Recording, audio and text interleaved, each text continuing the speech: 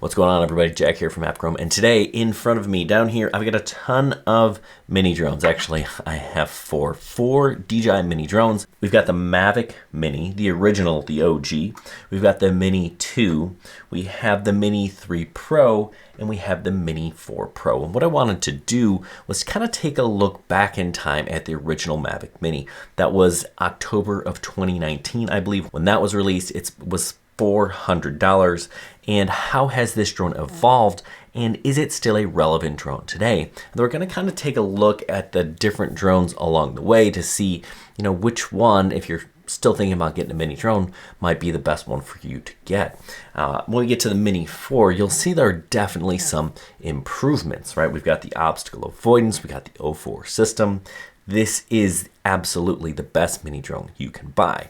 But is it the one that you need? The controllers have all evolved as well, as have the batteries. So we'll talk about all of those things as we kind of discuss how has the Mini 1 evolved into the Mini 4, and what is the best mini drone for you. Now in this video, I'm strictly going to talk about the DJI mini drones, and there are, I believe, 7 of them that have been released.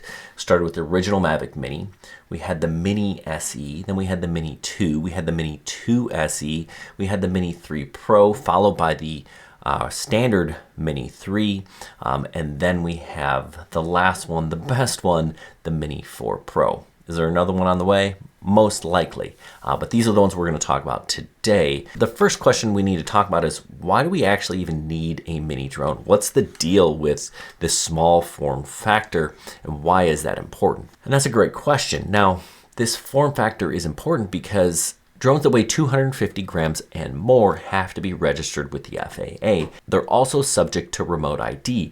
If your drone is less than 250 grams, you don't have to worry about either of those things. And that's also true in some other countries as well. They have their own restrictions and rules.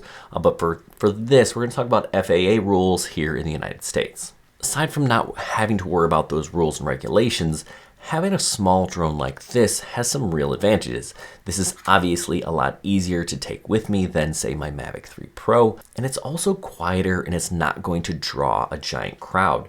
Plus, they tend to be a little bit less expensive, right? With some of these starting around $300, and this one, well, you get a pretty loaded package for about $1,000, but even that is going to be less than some of those larger, bigger, quote-unquote professional drones. So let's take a look at the original guide, this Mavic Mini, where it all started. This was originally $400 or $399, and had a range of just about 2.5 miles or 4,000 meters. The camera here is sitting on a full 3-axis gimbal, and it was a 1/2.3-inch sensor. You got 12 megapixel photos. This little guy had a bitrate of 40 megabits per second, and that just kind of helps tell you a little bit more about the quality of that video. Now this video was limited to 2.7K at 30 frames a second, so you could not get 4K video out of the original Mavic Mini. It does have a handful of those intelligent flight modes that return to home, but it does not have any sort of active track or follow me. The remote control was this guy here. You put your phone underneath it, and it was fine. These sticks do come out and they fold up and stick right up underneath there as well. This is my battery. I think it's 2 18650 cells in here, and this battery gave you about 30 minutes of flight time. Overall, the Mavic Mini is an awesome little drone. I still use them today when I'm teaching students how to take pictures and video and how to line up some different shots because, well, it's not a bajillion dollars if they crash one. I can get it repaired fairly inexpensively or even replace it. Now, the Mini SE was a minor upgrade. If you can get your hands on one of those, it's basically the same thing in a Mini 2 shell.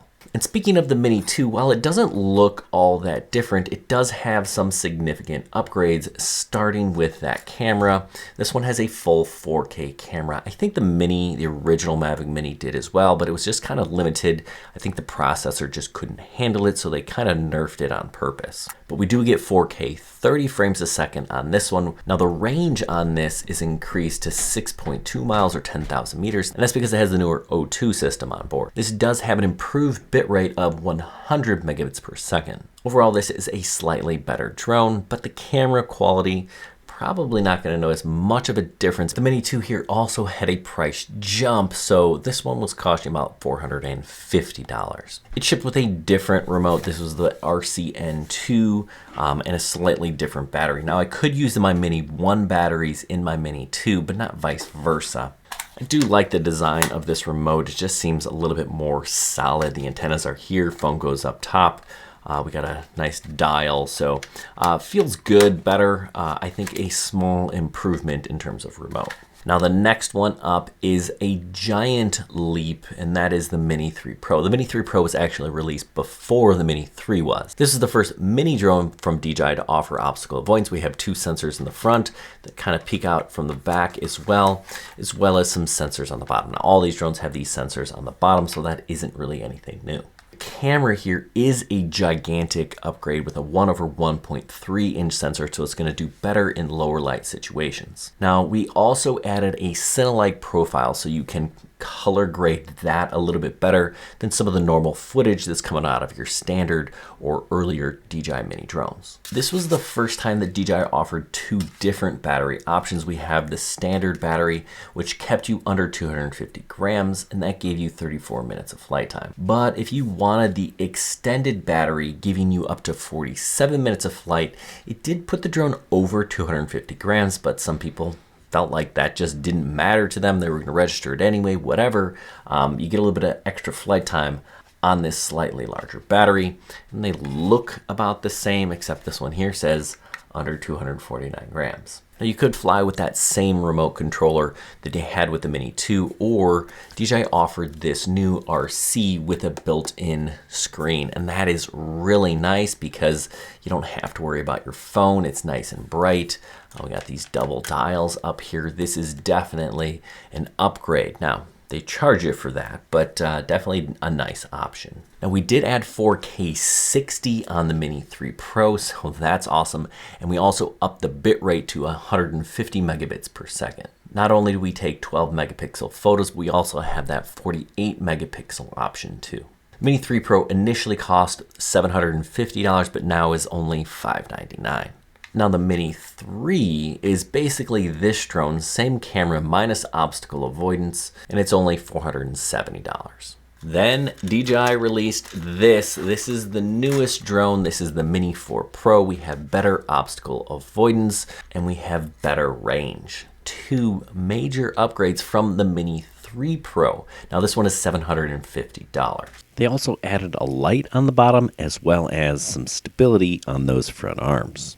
You have the normal color profile, and you also have 2 color grading options. You have the DJI-ShareAlike and the HGL. Now with the O4 system, this thing has a range of 20,000 meters, also known as 12.4 miles. That is crazy and huge. Still has this same camera with the same sensor and the ability to shoot both horizontal and vertical.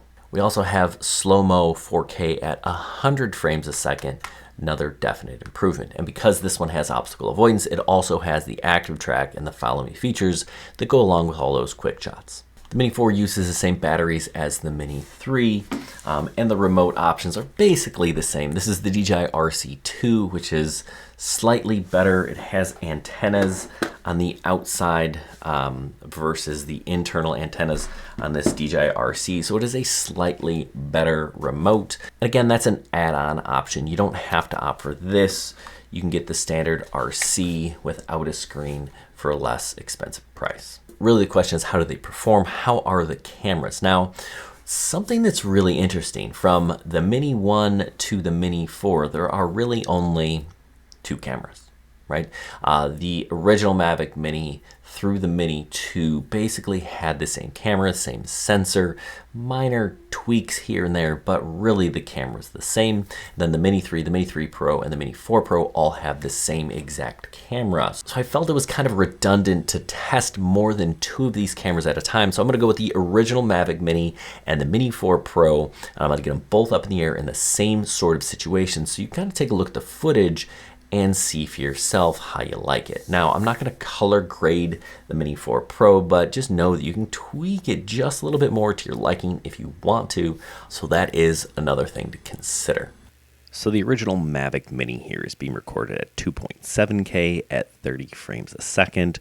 Normal color profile. I haven't done any editing, whereas the Mini 4 Pro here is 4K 30 at 30 frames a second. We're just going to go back and forth between the two drones.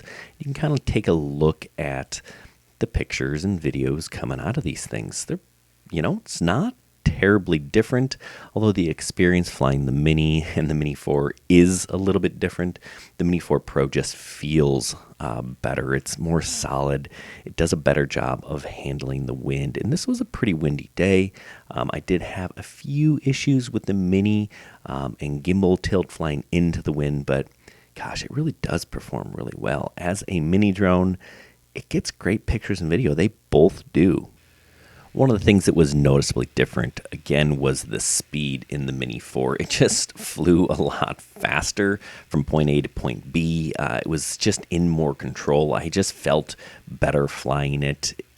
But both solid drones, and it's hard to go wrong with pretty much any mini drone from DJI. So at the end of the day, these are both awesome drones, right? The Mini 4 Pro here is absolutely the best mini drone you can buy, but the original Mavic Mini is still pretty darn impressive. Now, it's not really a drone that you can buy today, but there is a Mini 2 SE, which is pretty much the same thing as this Mavic Mini. There are other mini drones out there. Xiaomi makes a Fimi Mini, which is pretty good. The Seafly Faith Mini 2 is all right.